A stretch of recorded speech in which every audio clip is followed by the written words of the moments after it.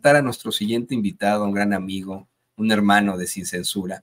Quiero decirle que si usted revisa en estos momentos las noticias, lo que se está planteando en redes sociales, podría pensar que efectivamente tenemos una circunstancia terrible en estos momentos en nuestras manos al hablar de México, pero en la realidad pues estamos hablando de una circunstancia mundial.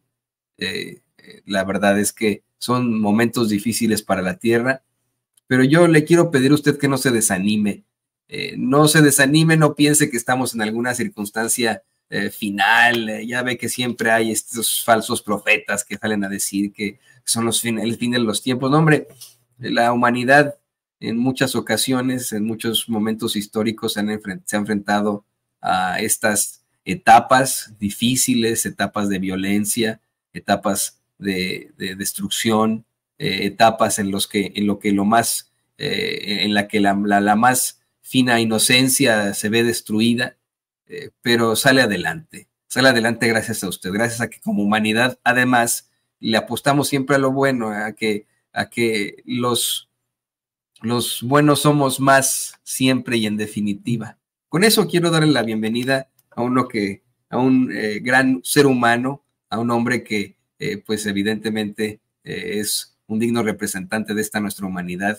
Y me refiero, por supuesto, que al mejor flautista que existe, al queridísimo Horacio Franco, aquí en Sin Censura.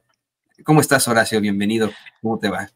Mi querido Toño, pues muy bien, todavía celebrando tu cumpleaños, Gracias, muchas gracias, de verdad. celebrando tu 41º cumpleaños, qué peligroso, ¿verdad? Sí, ya lo sé, hombre, ya sé. Ayer mi suegro me decía, Toño, pues ya ya se da para que te hagas tu primera colonoscopia. Y dije, ¿qué? Pero pues sí, efectivamente es lo que dice También próstata, etcétera, etcétera, todo. ya estás entrando a mi clan, pero bueno, no al mío de los 41, porque te acuerdas que en México los 41 también es un número muy gay como mi comunidad, pero tú no estás en ese peligro.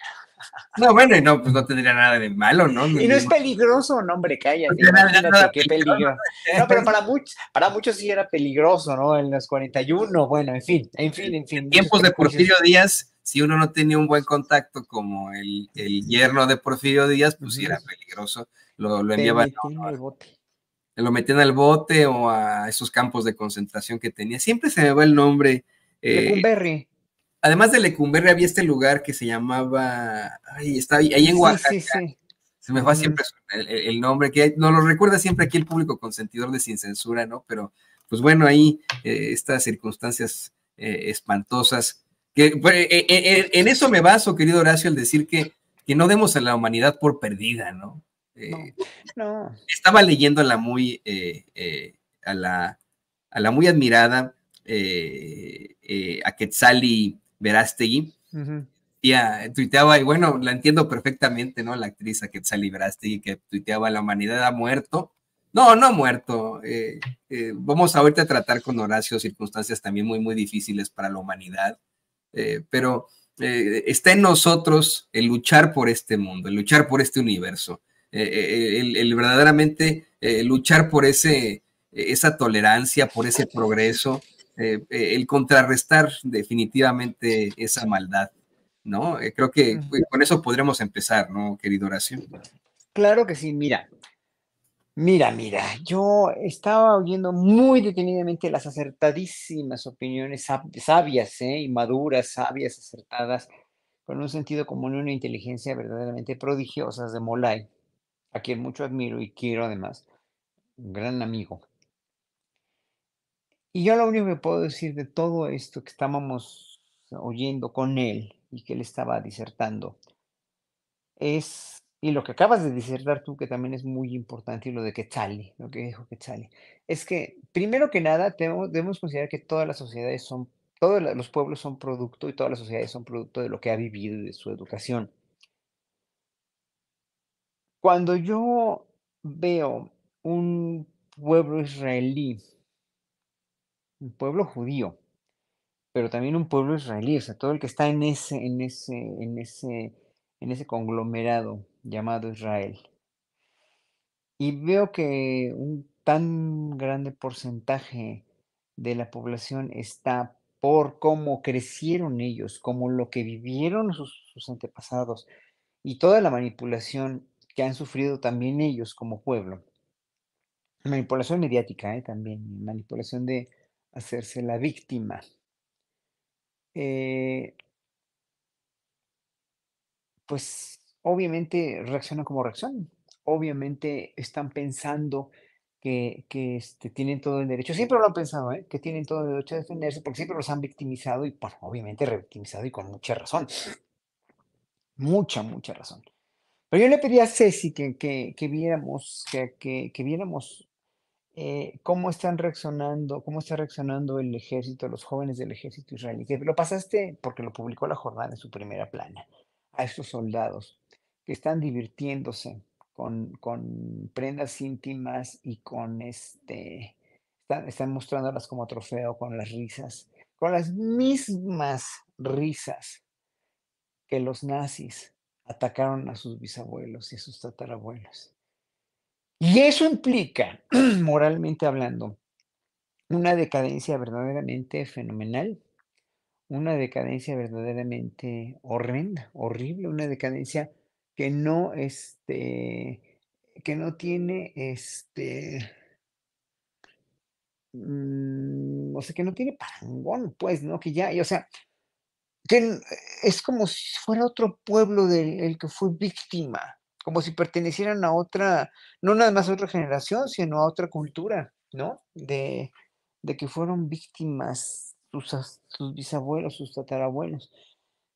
Y eso de veras es muy preocupante porque una de dos, habla o que están tomando venganza muy conscientemente de todo eso y vengándose de quienes no debieron haberlo hecho, porque finalmente no fue ni en su año ni en su daño, ¿no?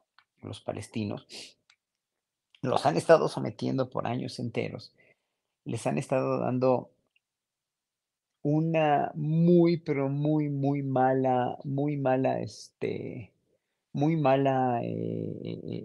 calidad de vida, los han confinado, además dicen, también han dicho mucho, que sin los israelíes, todo este territorio sería, infructuoso, no habría prosperado, etcétera, etcétera. Claro, pues no habría prosperado porque no tenían los medios para prosperar, como las pa la la to to como muchos de los países pobres de toda esa región, quienes sí tuvieron medios para prosperar, los países árabes, Dubái, digo, los países árabes como Dubái, los que tenían petróleo, Arabia Saudita, Dubái, todos estos reinos artificiales, totalmente artificiales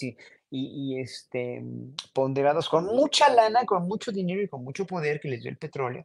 Entonces, pues, obviamente, ahí sí te haces rico y te haces de un país total y absolutamente, riquísimo, verdaderamente próspero. En cambio, Israel se hizo un país próspero, claro, con toda la ayuda que le dio Estados Unidos y que le dio el plan, todo el plan Marshall de recuperación que le dieron a Europa, pues se lo dieron a Israel también. Y claro que sí, pero asciendes rápido, es lo meritorio de países como México, que no necesitamos de Estados Unidos ni de nadie para crecer con nuestras propias riquezas porque somos muy ricos en recursos naturales. Eso hay que entenderlo, que nos robaron durante los sexenios pasados, obviamente nos robaron y nos robaron y nos robaron, pero que obviamente hoy por hoy, pues México, ¿cómo se está defendiendo con el gobierno de López Obrador? Pero bueno, le está defendiendo económicamente. Ya estamos notando que somos un país muy, pero muy rico. Pero bueno, eh, el pueblo israelí parece que no aprendió de todo esto y que lo hicieron consciente solamente de su propia estigmatización como pueblo víctima, como pueblo, sí, en verdad, vilipendiado, calumniado, rodeado de injusticias desde el cristianismo temprano, desde aquellos que no se quisieron volver cristianos y siguieron con sus tradiciones judías, judaicas, siguieron viviendo de cómo pudieron, porque además los reyes, príncipes, papas, sacerdotes, obispos, etcétera, clérigos, los obligaban, o más bien los confinaban a no poder participar en la vida cultural, en la vida política de los grandes reinos de Europa, porque habían matado a Cristo. Es el mito de Isida, se llama. Ese mito de Isida lo inventó San Juan Crisóstomo, que los judíos mataron a Dios. Pues no. Ese es eso. Deicida viene de homicida, pues deicida de Dios, que mató a Dios. Entonces el pueblo judío creció durante años, más bien se desarrolló durante años en Europa, que fue a donde emigraron la mayoría después de la caída del segundo templo en el año de 72, ¿no? Cuando los conquistan los romanos, empezó la diáspora, esa grandísima diáspora, hacia Oriente, pero sobre todo Europa.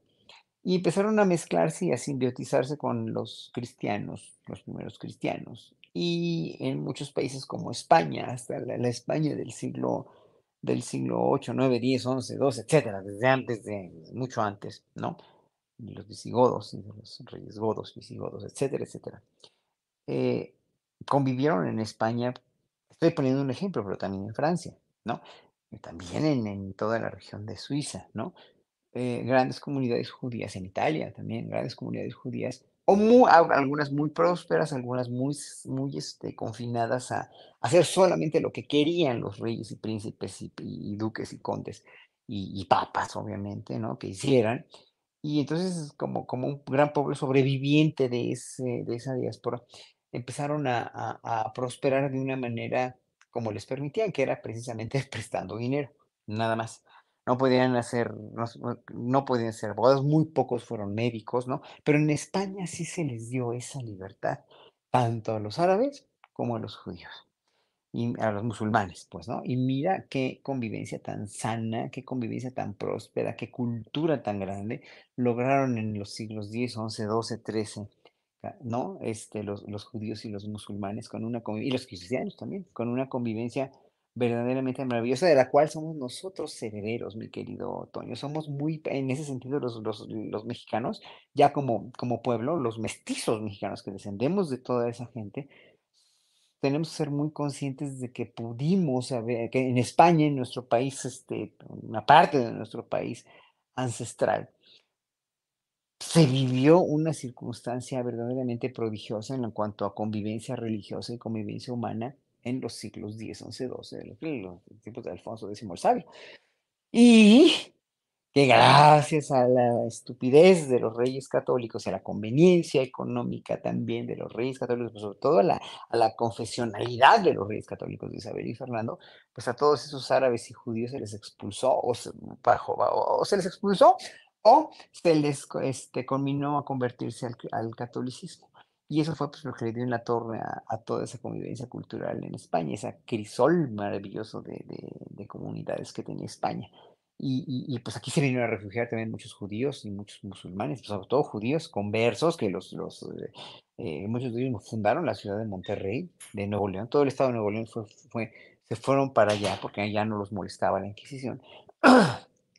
Por eso muchas costumbres, nombres como Garza, por ejemplo, todos esos son descendientes de judíos, ¿no? Garza, Mesa, el mismo apellido, todos los apellidos que tienen ese tipo de connotaciones de animales o de cosas son descendientes de judíos. Entonces, todos llevamos, dijéramos, ¿no? Los mexicanos, los mestizos, llevamos un poco de esa sangre judía y árabe en la sangre, en nuestros genes. La cuestión aquí, ya me desvié, es que de eso tampoco tenemos memoria y conciencia. Y tampoco tiene memoria y conciencia el pueblo judío, que a partir de toda ese maltrato que tuvieron en Europa, a partir de todo ese, pues sí, ese confinamiento que tuvieron, esas expulsiones y luego el genocidio sistematizado de los nazis, que nadie tiene por qué excusar, porque fue un genocidio perverso y maldito, ¿no? Pues obviamente ellos fueron víctimas, muy, muy víctimas. Y claro, pues fundan el Estado de Israel con esa necesidad del mismo sionismo de Herzl y de todos los padres los padres espirituales del Estado de Israel. Hoy por hoy fundan Israel y se hace pues todo este desmadre, porque además que estaban muy dañados, tenían el apoyo de Estados Unidos, se fueron muchos rusos judíos, también mandaron muchos judíos allí a Israel, etcétera, etcétera, y se hizo lo que hoy es el Estado judío de Israel. Bueno.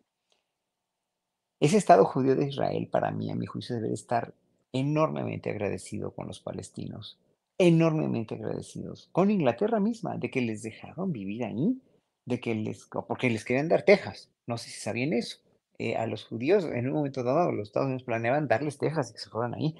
Y no, pues ellos querían regresar a donde estaba su templo, ¿no? El segundo templo y todas sus raíces históricas, que también son las mismas raíces históricas y más antiguas aún de los palestinos. O sea, es una historia de nunca acabar. Son dos pueblos que finalmente, miren, lo más chistoso es que son el mismo, la misma raza, los mismos genes raciales, pero que han estado de veras peleados por milenios. Y entonces, híjole, cuando tú tienes memoria y conciencia histórica de eso, pasa lo que pasó cuando yo viví en Holanda en los años 80, principios de los 80. Hicieron un programa muy interesante, fíjate, muy, muy interesante, de hijos de víctimas, digo, esto fue 40 años después, entonces estaban los muchachos de nuestra edad, ¿no? De un poquito más grandes que nosotros, 50, 60 años.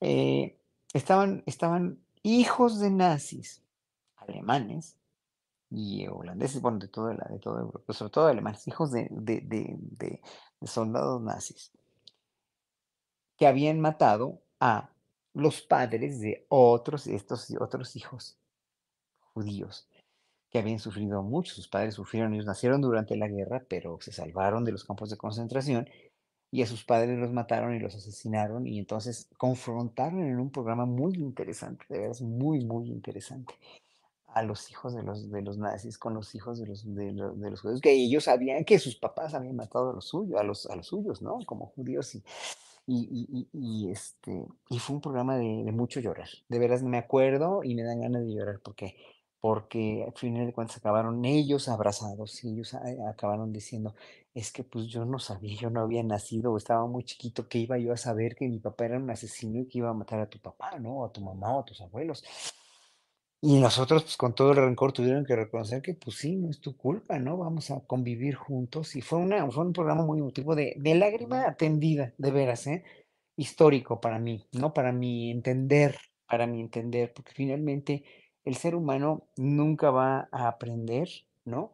Porque esto fue un aprendizaje enorme, pero ya como manipulan los medios, ya como hay intereses económicos, ya como hay intereses suprarraciales en el pueblo de Israel ahora por los palestinos, porque ellos creen que ellos hicieron ese país. Pues no, ese país ya estaba hecho, pero no lograron fructificar una riqueza porque no tienen petróleo, porque no tenían nada y Estados Unidos les dio todo, obviamente, a ese país, ¿no? Tienen recursos, sí, pero tienen dátiles, tienen muchos otros recursos, pero no tienen petróleo. El petróleo que tiene Arabia Saudita o Kuwait o cualquiera de esos países, ¿no? Entonces, bueno, no sé, yo cada vez veo esto con más ojos de que hay, pues los pueblos son los que tienen una gran responsabilidad de aprendizaje si los dejaran, si los dejaran, si los dejaran.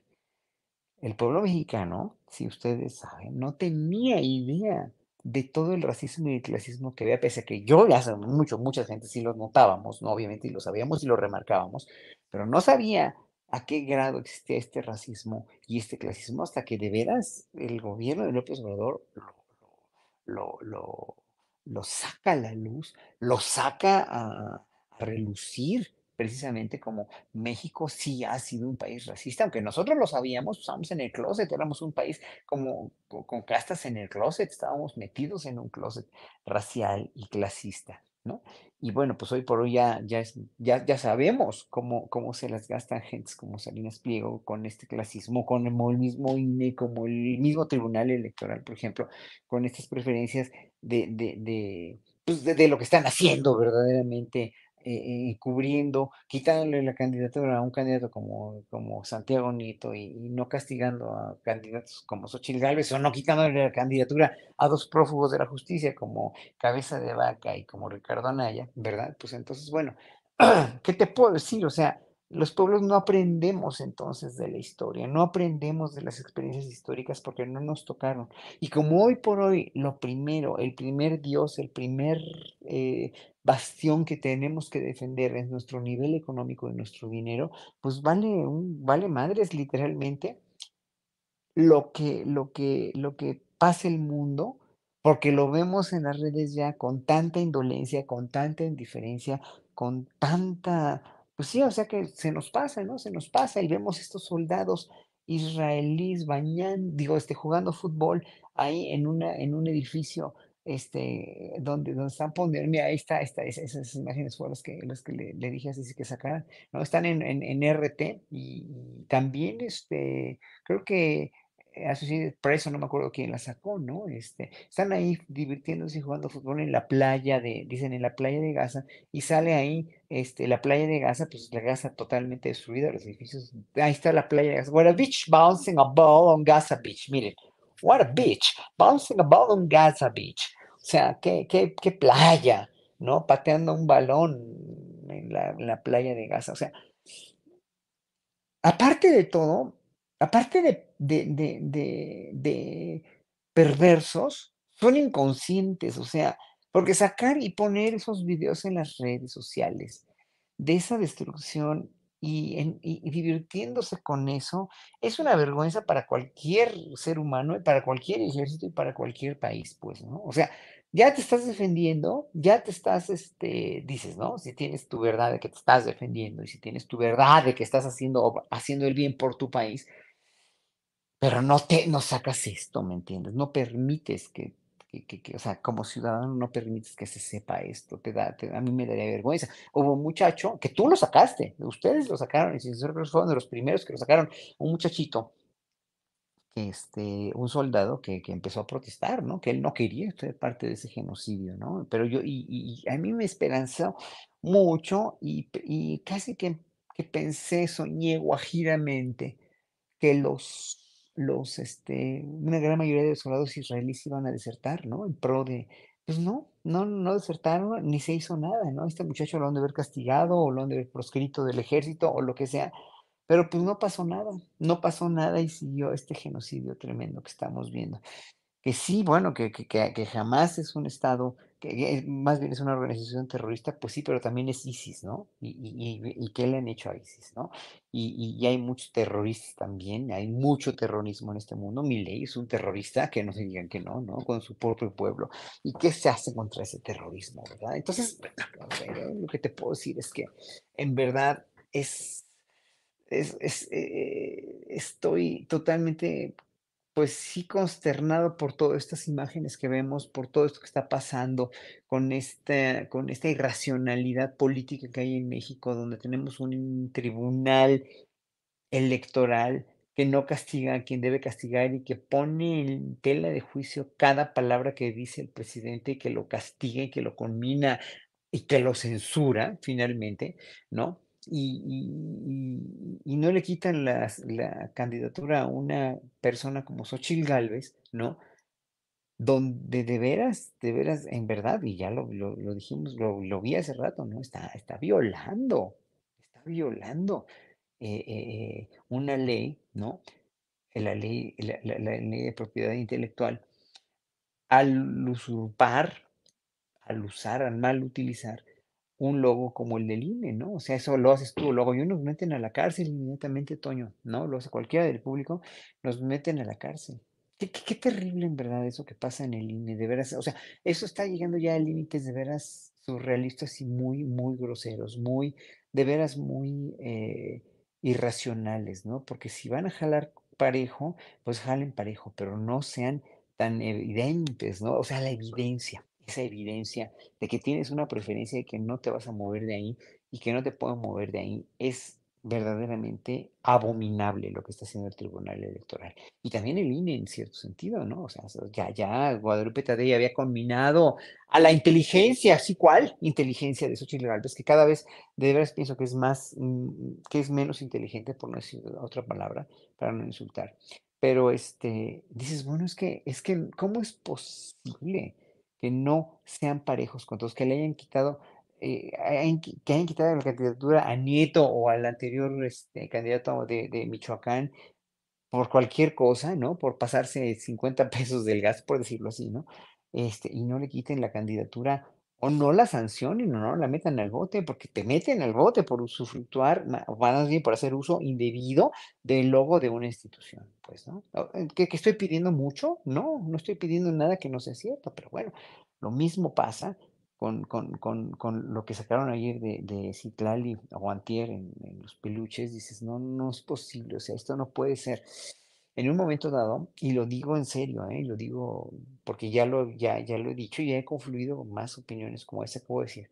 A mí me gustaría muchísimo que López Obrador de veras, que no es en ningún momento dictador, que no es en ningún momento ni sátrapa, ni dictador, ni hace, como dicen, proyectos que son puros caprichos ni nada. O sea, a mí me gustaría que sacara un poco más ese cariz de dictador que no tiene y que hiciera lo que hizo Cedillo con la Suprema Corte y con todos estos tribunales, para que de veras se vieran de qué lado más que León y el pueblo se lo iba a agradecer muchísimo, porque ya estamos hartos, hartos, estamos cansados y deprimidos y tristes además de que se comporten así tan facciosamente, tan, en verdad, tan dolosamente, porque no tienen razón de hacerlo. Y en un momento dado también el presidente tendrá que reconocer que en su gobierno no se da el MEX. Hay corrupción, sí, lo ha reconocido, pero que castiguen, que castiguen. O sea, que sí se exponga también, porque López Obrador va a pasar, ya pasó a la historia como el mejor presidente que hemos tenido en el siglo XXI hasta hoy, sí, pero podría en un momento dado todavía depurar más toda esta imagen que, para que no estén hablando de que López Obrador encubre, que López Obrador esto y que lo demás allá. Obviamente López Obrador sí ha sido muchísimo víctima de mucha gente en su gobierno que empezó a corromper o que quería seguir la misma corrupción, porque esas son conductas que están aprendidas desde sexenios anteriores, donde no es tan fácil quitarlas, ¿no? Pero él no las tiene y en eso confiamos, ¿no? En eso confiamos y ojalá que él lo sigue diciendo con la frente en alto, porque no tiene nada que temer, ¿no? Pero obviamente que sí se castigue a esta gente que sí tiene vela en el entierro en la cuestión de la corrupción, ¿no? Pues se está hablando mucho de Rocío Nale, se está hablando mucho de la campaña. Yo vi a Rocío Nale, un video donde iba rodeada de 12 camionetas con guaruras y dices, bueno, no, esto no es austeridad, pero ¿qué pasa con Nale, no? Si, si, si, si, si en verdad es nada debe, nada teme, pues ¿por qué tiene tanta seguridad, no? Porque está actuando como actuaban los gobernadores priistas anteriores, ¿no? O sea, y Morena tiene también que recular un poco en la cuestión de los candidatos. Morena no necesitaba de candidatos chapulines que vinieran a hacer lo mismo que hizo Lili Telles o lo que hizo Germán, ¿no? Martínez, no, no tenía por qué, porque tiene asegurada una plataforma de transformación muy exitosa con Claudia Sheinbaum y obviamente pues, Claudia Sheinbaum va a ser la próxima presidenta, por supuesto que sí lo va a hacer, ¿no? Pero finalmente, bueno, no tiene por qué contaminarse, porque si se contamina estos años que vienen, el próximo presidente va a ser de extrema derecha, ¿eh? O sea, en verdad puede ser de extrema derecha, ya sea Salinas Pliego, Verástegui o quien ustedes quieran y manden, pero no, Morena no nos puede fallar. Como López Obrador no nos falló como presidente, Morena ya como partido no nos puede ni nos debe fallar. Es urgente que el pueblo mexicano siempre estemos incisivos a ser críticos de cualquier proceso indebido que se registre en Morena o en cualquiera de sus gobernantes. No estamos, perdón, no me habían abierto el micrófono, querido Horacio, pero decía que estamos en un momento, insisto, difícil para el país, para la tierra, un momento de absoluta definición, un momento de cambio, un momento que será recordado por generaciones por venir. Y efectivamente, no solo no Morena, yo creo que nosotros no podemos fallar en cuanto a esa búsqueda del progreso.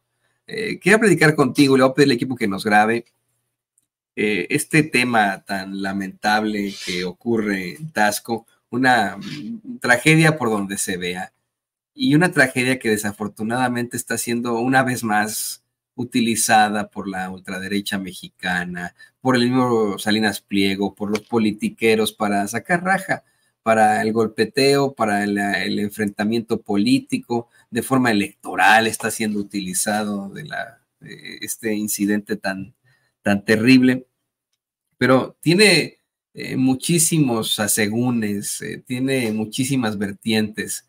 Desde muy, muy temprano le informamos a usted que nos ve, que nos escucha, bueno, pues que ocurre este incidente terrible.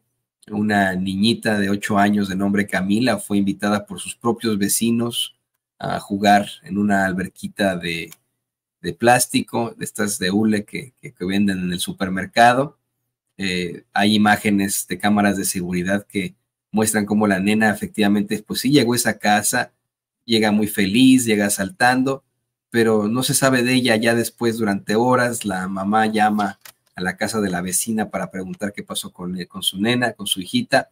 La vecina le dice que nunca llegó y momentos después recibe llamadas exigiendo un pago de 250,000 pesos por su liberación de un supuesto secuestro express. Contactan a las autoridades, se ha dado a conocer que detuvieron a un taxista que habría llevado a las autoridades a donde pues se encuentran el cadáver de la nena horas después. Se hace una circunstancia terrible. El juez al que encargan el caso, no sé, eso es lo que se plantea, no habría determinado las órdenes de aprehensión como se necesitaban de inicio, y la gente desafortunadamente toma pues el asunto en sus manos en medio de la impaciencia.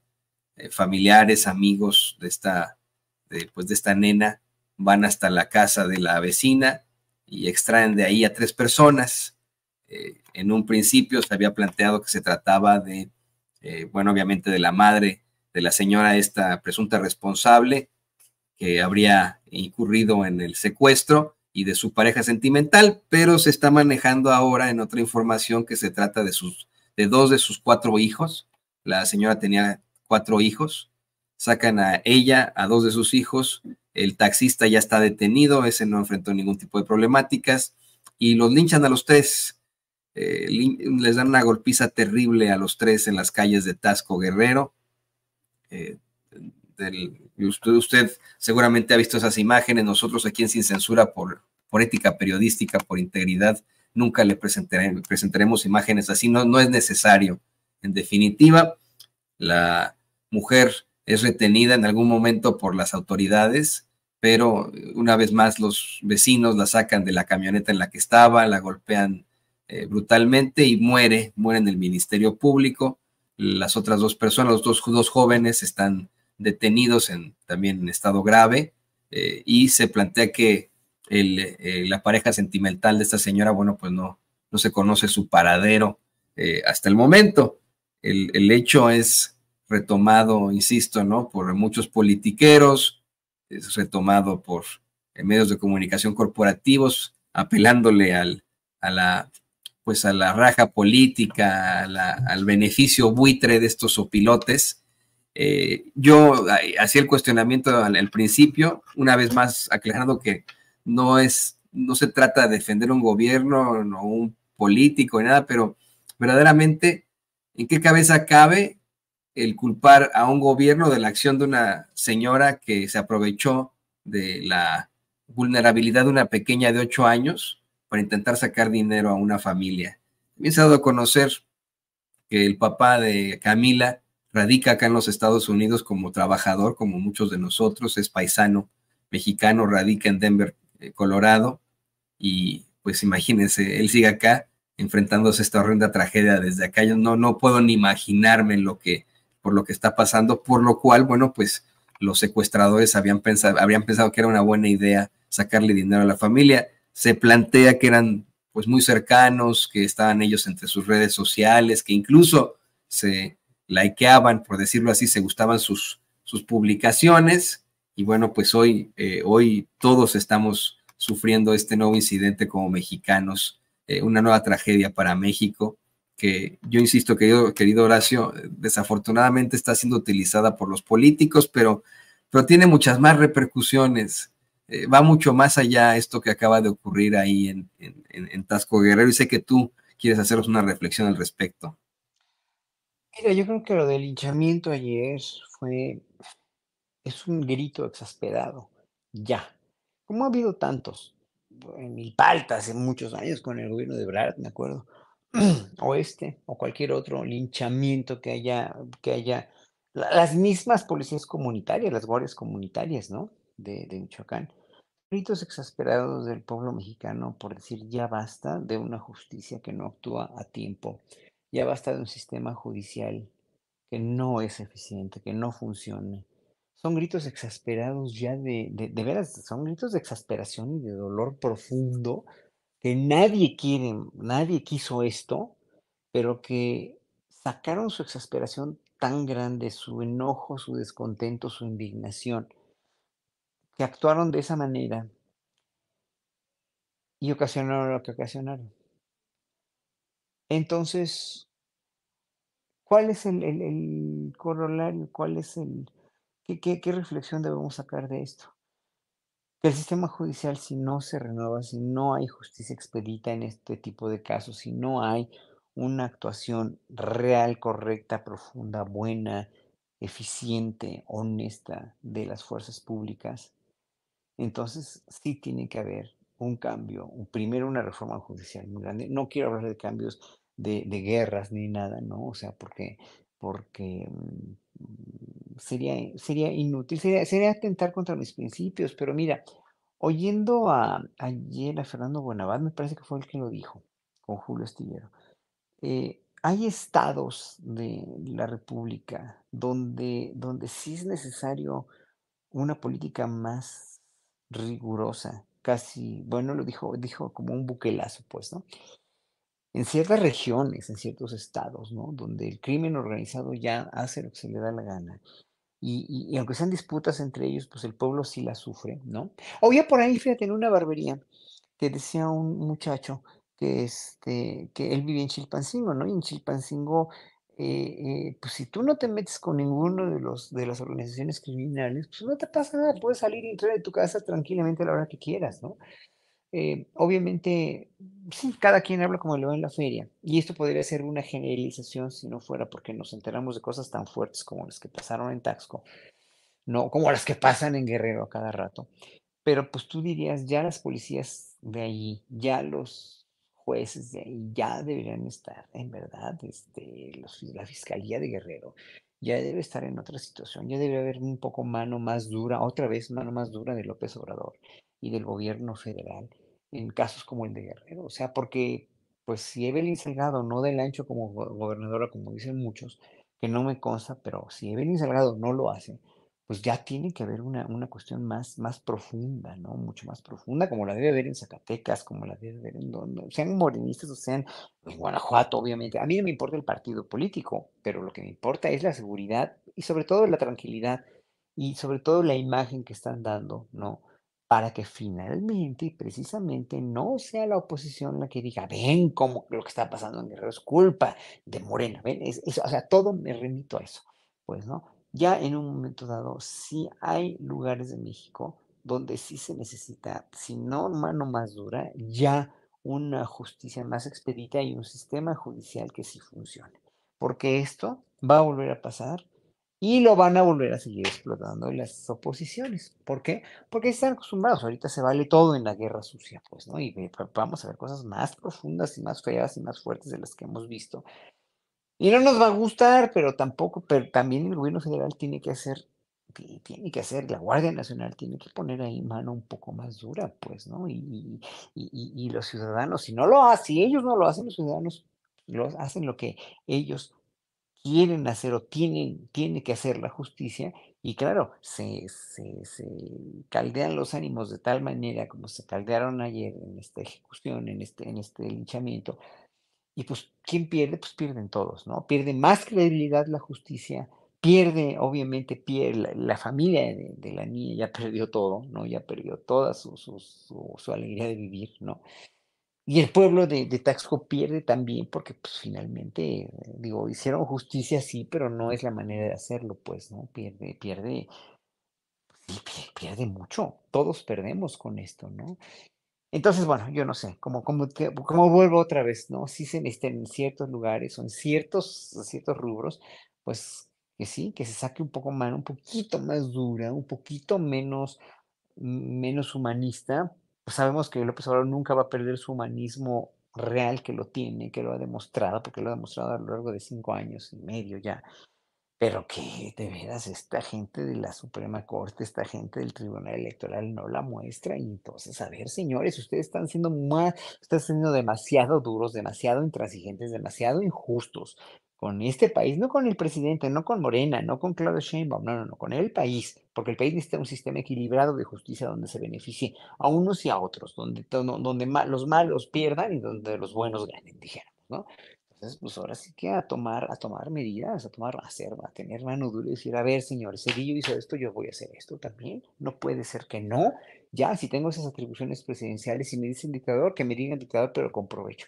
De todos modos, él ya pasó a la historia como un gran presidente que nos tiene verdaderamente en un país muy próspero, que ya quisiera Argentina y Milei y todas sus vivoreadas y sus elucubraciones. Me encantó, por cierto, ayer el programa de Sin Censura, donde analizas la mirada, pues casi psicótica y como drogada de un Milei que está verdaderamente sentado en la orilla de la silla, respondiendo como un niño regañado, ¿verdad?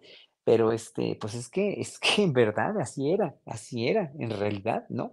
Pero bueno, no sé, yo creo que sí se tiene que definir un poco más la mano dura y la mano crítica del gobierno, pero ya a partir de acciones, no nada más de en la mañanera sí decir, ya no decir lo que el INE dice que no digas, sobre lo que el Tribunal Electoral dice que no digas, porque pues finalmente, o sea, está demostrando, no debilidad, pero sí está demostrando demasiada transigencia. Y demasiada transigencia casi podría rayar en obedecer a quien en realidad no merece obediencia, que es este tribunal, que si López Obrador va a obedecer al tribunal, entonces que el tribunal dicte una sentencia en contra de una dictadura, de una candidatura, perdón, de Cabeza de Vaca de Ricardo Anaya, ¿no? No sé qué pienses tú, Toño, pero es muy obvio. Sí, bueno, creo que en definitiva se necesita no solo que actúe el INE, sino que haya un cambio también inherente en todas las cosas en cuanto a la reforma electoral. No va a actuar, en mi opinión, el INE, no va a tomar ningún tipo de determinación en cuanto, por ejemplo, a lo del uso de la imagen institucional, los logos del INE por parte de la campaña de Xochitl Gálvez. Ya hicieron nada más una, un llamado, ¿cómo le llaman ellos? Un llamado de atención a Xochitl Gálvez. No es broma, ¿eh? Mientras al mismo tiempo, de la forma más desafortunada, le quitan la candidatura, por ejemplo, el doctor Santiago Nieto. O sea, que es algo completamente cuestionable por lo que lo hacen, ¿no? Dicen que no puede justificar su residencia en el estado en el que creció, en el que estudió el kinder, la primaria, la secundaria, la preparatoria, sin querer ni siquiera defender a Santiago Nieto. De verdad, se lo digo yo a usted, no tiene nada que ver su condición política. Si le hicieran esto a cualquier otro político por las razones equivocadas, pues por supuesto que tendríamos que expresarnos al respecto, ¿no? Pero bueno, pues ahí en eso queda. Eh, y bueno, pues querido Horacio, yo como siempre estoy muy, muy feliz de poder haber platicado contigo aquí en Sin Censura.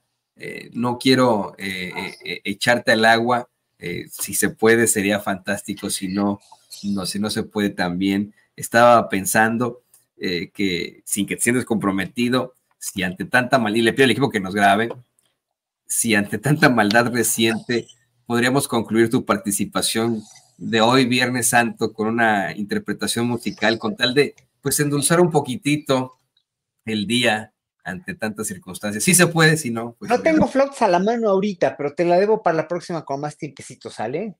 Sí, es que no claro, tengo las flautas a la mano, tendría que ir por una, armarla y me voy a tardar mucho. exactamente, no, yo lo Si entiendo. me hubieras dicho antes de la entrevista, sí, pero me escribiste un WhatsApp que como tuve que leer en el mismo teléfono, Sí, no, entonces, así pasa. pero ya no pude pararme porque ya me tocaba. No te preocupes, querido Horacio, de todos modos, pero yo quiero también agradecerte en nombre del equipo de Sin Censura y, por supuesto, del público consentidor, que tú eres parte de ambos, ¿no? El del equipo y del público, por tu participación. Esta reflexión ha sido verdaderamente importante, dura para todos, importantísima. Y bueno, pues te pido que nos compartas también tus redes sociales, de donde siempre te estamos también nosotros ahí retuitando ante tantas circunstancias interesantes que nos Sí, no, planteas. pues muchas gracias. No, mira, yo casi no tuiteo, en realidad ya no, porque las hordas de bots y las hordas de chairofifis contra cualquiera que escribe algo bueno del gobierno, están a la orden del día. A mí no me gusta recibir insultos de nadie, ¿no? Y menos de cosas que pienso y que son honestas en ese sentido, ¿no? Entonces ya casi no tuiteo, pero mi Twitter es Twitter y X estoy como Horacio Franco y en Facebook e Instagram estoy como Horacio Franco Flautista. Ahora, los invito a todos quienes si van a estar por Puebla el día miércoles 3 de abril, voy a tocar un concierto con un clavecinista muy, muy bueno, Daniel Ortega, que es homónimo del presidente de Nicaragua. Voy a tocar un concierto en el Festival Pasión, es un festival de música barroca, ahí en el Teatro de la Ciudad a las 19 horas. Teatro de la Ciudad de Puebla, de la ciudad de Puebla de Los Ángeles, es entrada libre, así que pueden ir y disfrutar de este concierto con música europea. Ya no hablamos de lo de las bandas, ya no hablamos de eso, me interesaba mucho hablar de eso porque son colegas que están afectados, son colegas músicos a quienes hay que defender su derecho a trabajar, su derecho a manifestarse culturalmente, aunque sea otra cultura musical muy diferente que de la que yo tengo, y hay muchas cosas que no me gusta de cómo hacen y cómo efectúan esa música, pero para mí el discriminar a los músicos por una cuestión racista o por una cuestión clasista o por una cuestión de lo que sea, es muy desagradable lo que pasó en Sinaloa, lo que pasó en Mazatlán. Está mi corazón con ellos y sobre todo, no, les digo, no mi manera de hacer música, yo cuestiono mucho de cómo soplan los instrumentos de viento y ya lo he hablado mucho, creo que también contigo, pero sí estoy con ellos en la cuestión de que no se tiene por qué, realmente no se tiene por qué discriminar, no se tiene por qué prohibir nada. La cuestión es que llegamos a ese tipo de textos, sobre todo de los textos, de los narcocorridos, estoy hablando más de los narcocorridos, llegamos a ese tipo de textos socialmente y culturalmente hablando, porque mucha gente dice que eso no es cultura, pues ¿cómo no va a ser cultura? Es una gran cultura, ¿no? Los corridos, y los corridos desde el siglo XIX son una gran cultura. Luego los narcocorridos derivaron de esa gran cultura, derivaron en una culturización de algo que finalmente fue inculcado por medios de comunicación, por sociedades delictuosas, por gobiernos como el de Estados Unidos, donde finalmente hicieron un caldo de cultivo fantástico para que eso existiera. Si eso no es cultura, entonces yo soy un ángel exterminador o algo así, no sé qué soy, pero bueno, eso es cultura. La cuestión es que si a la gente no le gusta y la gente va a la playa a descansar, se puede en un momento dado regular todo, sin afectar ni a los que les gusta la música de corridos, ni a los que quieren descansar en una playa. Ahora, obviamente, hay muchas maneras de regular, como todo se puede regular en este mundo.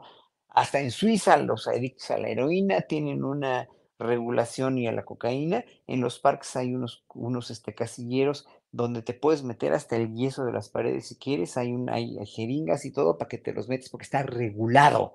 Cuando regulas, drogas, cuando regulas músicas, cuando regulas ruido, cuando regulas comida chatarra, cuando regulas todo, regulas pornografía, regulas todo, se puede llegar en un momento dado a sociedades más tranquilas y menos manifestaciones como las que hubo, ¿no? De esta violencia en contra de los colegas músicos.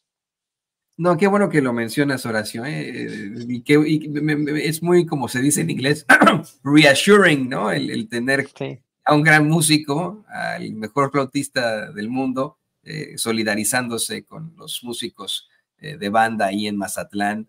Yo, pues ya lo sabes, me has escuchado, también yo estoy con el pueblo de Mazatlán y totalmente de acuerdo contigo, efectivamente podrían llegar a algún tipo de acuerdo, pero de manera unilateral, los hoteleros llegando ahí de la forma más racista y clasista a decir vamos a prohibirles las bandas o que toquen aquí en las playas que son de todos los mexicanos para favorecer a los estadounidenses, pues no, ¿verdad? No tiene ningún sentido. Por cierto que te quiero compartir que mi instrumento favorito es el clavecín. A ¡Órale! mi esposa toca el violín y el banjo. Ella estuvo en una banda de música bluegrass durante mucho tiempo y es violinista. Ella, bueno, pues odia el clavecín.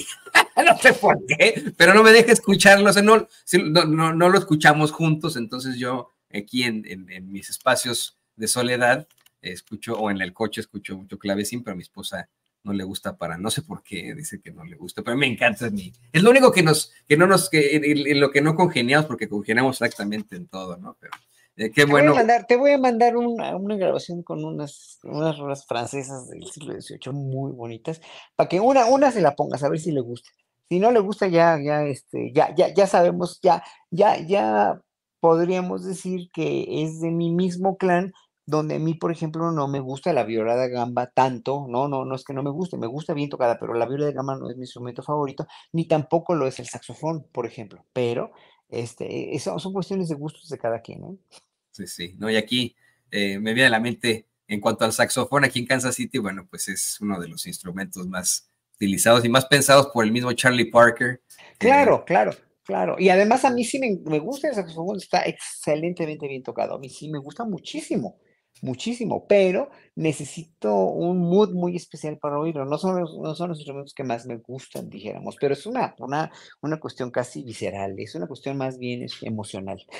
Y en gusto se rompen géneros, ¿no? Así que, Así es, bueno, pues así en es. esas. Quiero, Horacio, te mando un abrazo, mi cariño, el cariño de Sin Censura, nuestro agradecimiento como siempre, qué bueno que al final pudimos platicar de música. Así es. Muchas gracias, Tony. Un abrazo a todo el auditorio de Sin Censura y a Vicente y a Ceci y a todos allá. Pues ahí lo tiene usted al mejor flautista del mundo, al director de Capela Barroca de México, al queridísimo Horacio Franco, aquí en Sin Censura. Y bueno, le